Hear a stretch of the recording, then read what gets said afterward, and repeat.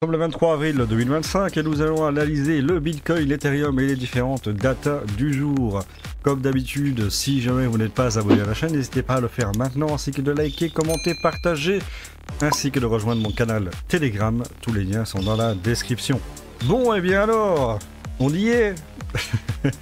On y est. Et qu'est-ce que je vous avais dit depuis des mois, depuis des semaines? Je vous avais dit, il faut garder le cap. Et je vous avais dit, vendre ici, pire moment ever. Pire moment ever. Je sais que dans mon groupe, et même dans mon groupe Telegram, il y a des gens, ils ont vendu. Ils ont vendu ici. Et du coup, ils sont pas dans le train. Je sais qu'il y en a. Je le sais. Et pourtant, c'est pas faute de vous avoir dit. Je vous l'avais dit. Alors, je tiens quand même... Voilà. Je vais un peu prêcher ma paroisse, ok.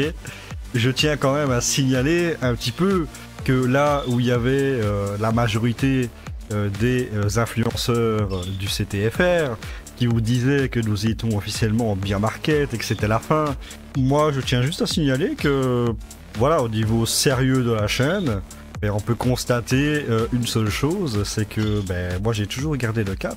Je vous ai toujours dit factuellement comment étaient les choses, et force est de constater que finalement c'est qui a eu raison. Voilà.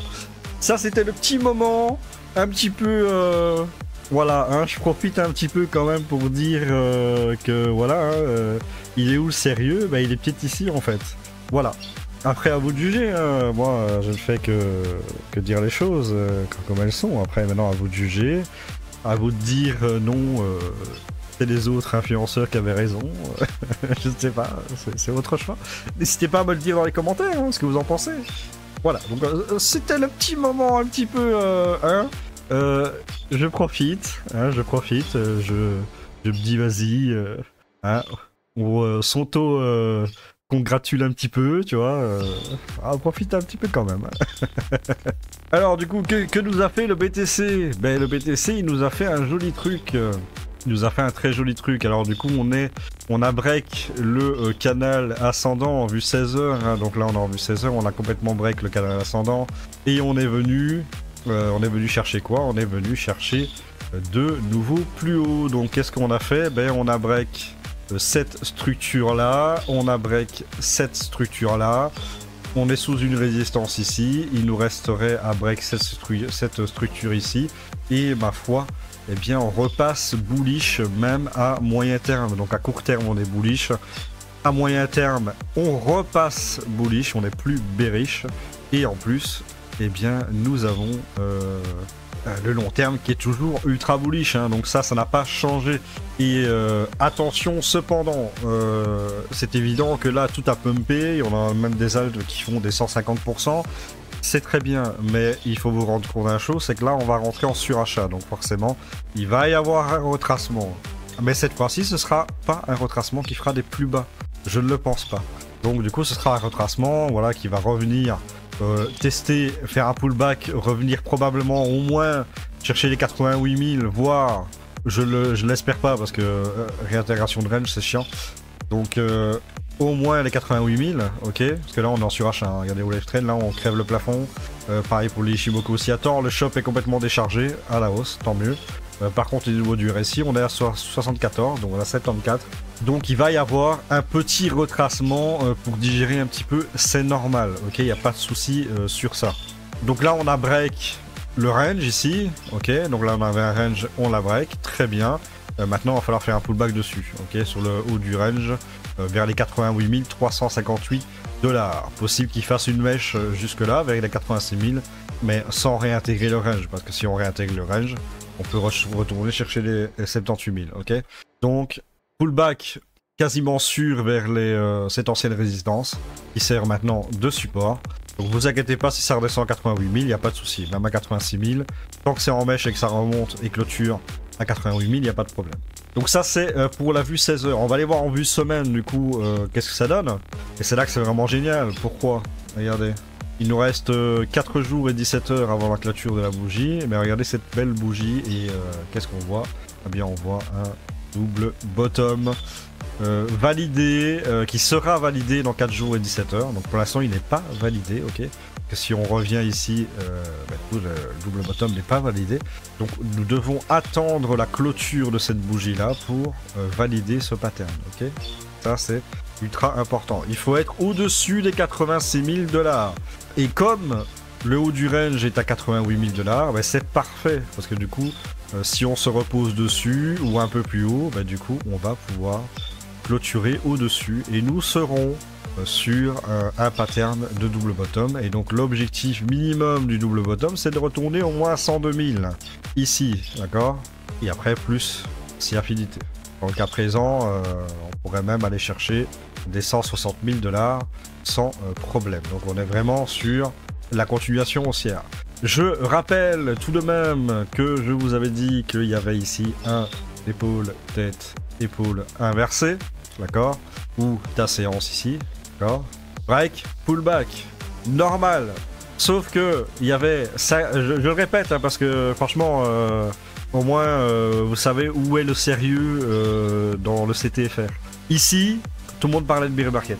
Tout le monde disait, et affirmait même bear market. Moi j'ai vu des miniatures et je l'ai partagé sur mon groupe Telegram. J'ai vu des miniatures où il était marqué vendez tout.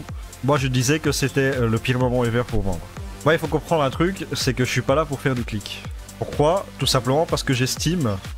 Alors c'est là ça a bugué.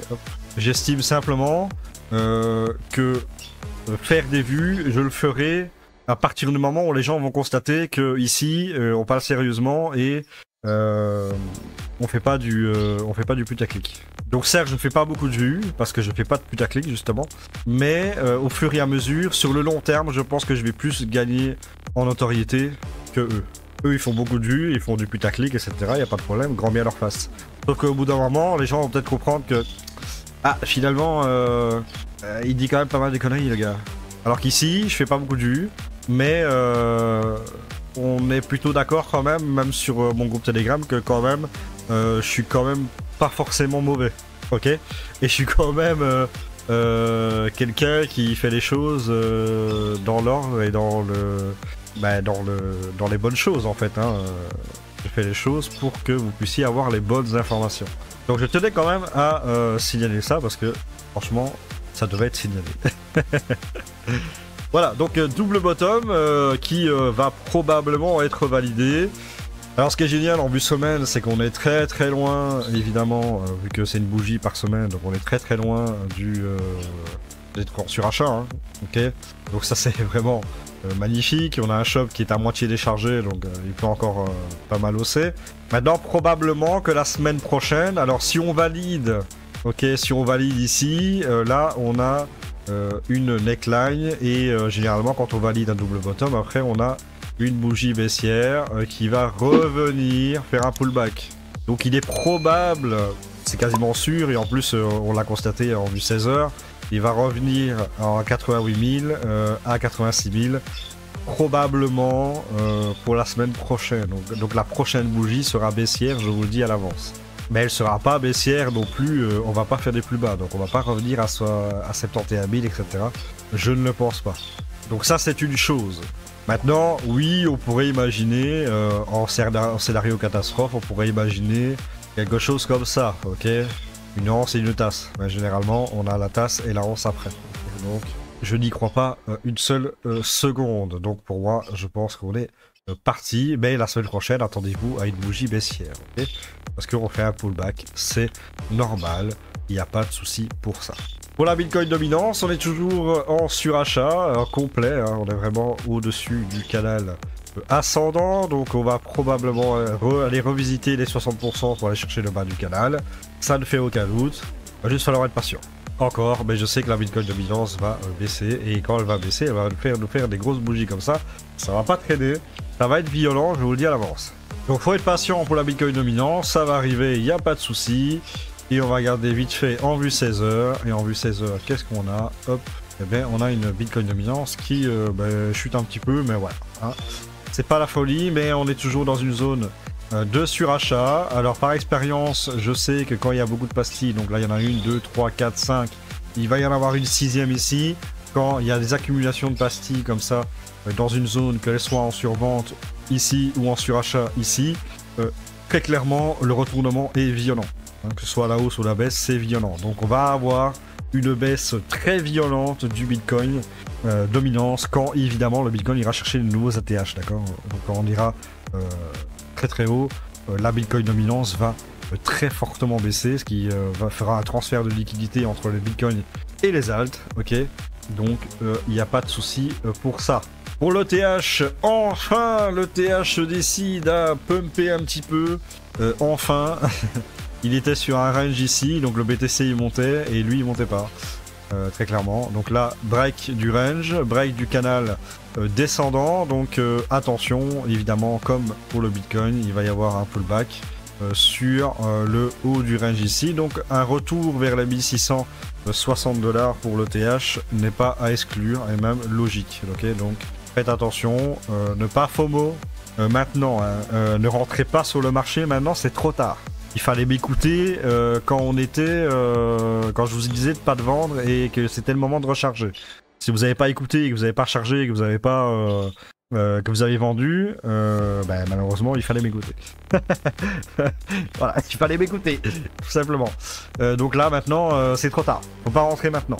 Attendez le retracement, comme je dis la semaine prochaine, il va y avoir un retracement, un petit pullback, puisque nous aurons des patterns validés, donc à ce moment là il y aura un pullback et c'est à ce moment là que vous pourrez re-rentrer une dernière fois avant que ça parte vraiment en vrille et que ça parte loin devant. Mais là c'est trop tard pour rentrer, ne rentrez pas maintenant. Et en vue semaine, ben voilà, donc qu'est-ce qui s'est passé? Encore une fois j'avais raison, hein. Regardez, triple top, zone target cible du triple top, ça y était ici, et regardez, on est revenu chercher et maintenant on va chercher le plus haut. Donc ici, on est sur un support. Donc on va aller chercher la résistance. Nul doute qu'on va aller la chercher vers les 2123 et essayer de réintégrer ce range-là. Okay, donc passer cette résistance-là pour aller chercher plus haut. Pour l'ETH, alors attention, il est évidemment probable, comme je dis, il va y avoir un retracement. Donc il est probable qu'on revienne retester ici les 1600-1500 pour faire tout simplement quoi, faire un double bottom pour repartir, donc pour faire un pattern haussier sur l'ETH. Donc c'est pas encore tout de suite qu'il va falloir attendre un ETH à 4000 $, il va falloir patienter un petit peu encore, ok. Pour le total 3 en vue semaine, eh bien c'est plutôt pas mal. Alors qu'est-ce qu'on a ici? Comme je vous l'ai dit, hein, donc ici on a break le range, on l'a réintégré, et qu'est-ce qui s'est passé? Donc ça c'est le range en 16 heures, hein, ok. Donc on a réintégré le range, et quand je vous dis qu'on réintègre un range, pullback, et on va chercher le haut du range, donc il est probable qu'on aille chercher au moins les 837 milliards pour le total 3, ok. Donc ça il n'y a pas de souci, ça va être probablement le cas, parce que je ne vois pas ne pas aller chercher cela. Et ensuite, aller tester la neckline, enfin jusqu'à la trendline ici, ça c'est une autre chose. Donc ça c'est plutôt positif. De plus, regardez ici, on a quasiment touché le bas du canal, et normalement on devrait aller chercher le haut du canal. Je ne pense pas évidemment qu'on va tout de suite briser cette trendline là en vue semaine, donc il est probable qu'on retrace pour ensuite réessayer une dernière fois avant de partir, d'accord? Parce que évidemment les alts ont toujours un retard sur le Bitcoin, en tout cas dans le cas présent, le Bitcoin lui il a break sa trendline, le total 3 lui n'a pas encore été la chercher, donc il y a un retard sur les alts et c'est tout à fait normal avec toute la baisse qu'il y a eu, c'était logique. Ici on regarde en vue 16 heures, donc pareil ici, break de la structure baissière, ok, donc on est venu break ici, et on est venu break ici. Maintenant, il va falloir break là. Donc, on devrait logiquement aller chercher le haut du canal. Enfin, plutôt le range. Hein, voilà. On devrait aller chercher le haut du range, je pense. Et je pense ici, au final, qu'on a eu un épaule, tête-épaule inversée. Hein. Regardez. Épaule, tête, épaule inversée. Break. Donc, de la neckline ici. Hop. Donc, on va forcément refaire un pullback. Hein. Même si on va chercher le range, le haut du range ici, on ne le passera pas tout de suite, je vous le dis. Donc quand ça va retracer, probablement début de semaine prochaine, ok, donc lundi, on devrait retracer pour faire une bougie baissière en vue semaine sur Bitcoin. Ça me paraît tout à fait évident. De toute façon, ça a besoin de digérer. On est en surachat, même sur le total 3. Donc ça va venir rechercher cette neckline ici, ce support-là, vers les 786 milliards. Donc il faut vous y attendre, tout simplement. Pour le ferry grid index, évidemment, nous sommes passés en grid, évidemment, puisque tout pump de ouf. Donc nous sommes à 72, on a été direct. Là, on a pris 25 points par rapport à hier. Là, c'est le sentiment du marché, il est devenu ultra bullish. Là, il est devenu bullish, comme on peut le voir, donc il est passé en bon. Et pour l'order book, bah, du coup, c'est magnifique, hein. Regardez ici. Alors pourquoi ça a haussé? Bah, tout simplement parce qu'il y a eu un soutien au niveau du prix, regardez. Ici, à chaque fois, on a mis des ordres limites d'achat.